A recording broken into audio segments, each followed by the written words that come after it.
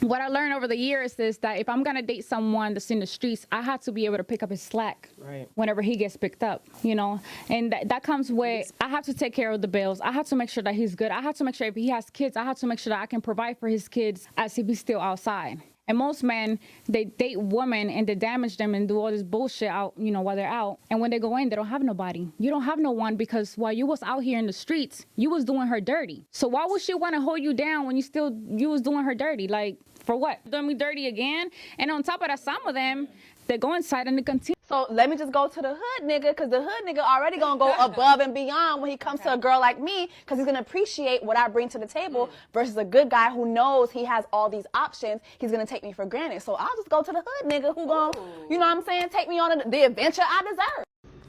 So,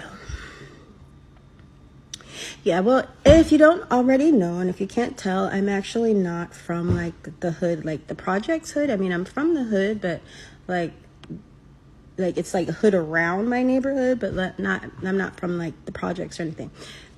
I'm not sure if you could tell that, but anyway, I'm not. So, I always, when I was younger, I just had this fascination. Not fascination, I sound like, never mind. Anyway, so I wanted to see what it was like, you know what I mean? To date, like, you know, one of those thugs, like, you know, like those thugs, like, and I know people are like, bad boys, you know, well, these, like, you know, like the kind that are like loyal. Like, sometimes I think women go after the bad guys because, you know, like, they're down, you know what I mean? Like they're killing people over colors, like they're like so true to their hood. They're like, you know, not saying B's or C's or crossing them out. They got tattoos on their face. Like, these men, like will die for, like, they are so loyal. They are so loyal, right? And then you feel safe, you feel protected because they're like, wow, this person's over here dying over a bandana. So, like, if he loves me, then, you know, he's gonna, you know what I mean? Like, what up with it, you know? But yeah, it doesn't really work out like that. Like, many of them are very abusive and they have a lot of problems, you know, from growing up, like, with all these problems in their lives. And yeah, I don't know why I thought it was going to be like dating, I don't know, like dating Tupac, and he's going to be in the studio and he's going to be giving me this, like, beautiful sonnets and Shakespearean poems. But yeah, it wasn't like that. It was more like, oh shit, what's the police? Like, yeah. It wasn't safe for me. So I realized now that I love hood music, but I just don't like hood things. Like, I don't like the whole, like, all the murder that goes on, and I don't even like all the cussing. I don't really like all the loud noise, like the gunshot. Like, I don't like any of that. I just like the music, if that makes sense. A lot of these women are out here having babies by these dudes that still laying on their mama couch, or they stay with 5 of their homeboys, and then you had a baby and then you get mad because they can't provide. So now you're like, oh, I'm not trusting these. No, honey, you can't trust what you picked. Oh, that's the thing. The men that imprint women understood the devil and outplayed the devil. This is why women love thugs. This is why women will protect a felon. Listen to me. Why? You ain't got to get mad at me. Look at what they do. Don't get mad at me for telling you. Look at what women do. Look at who they like. Look at who they find attractive.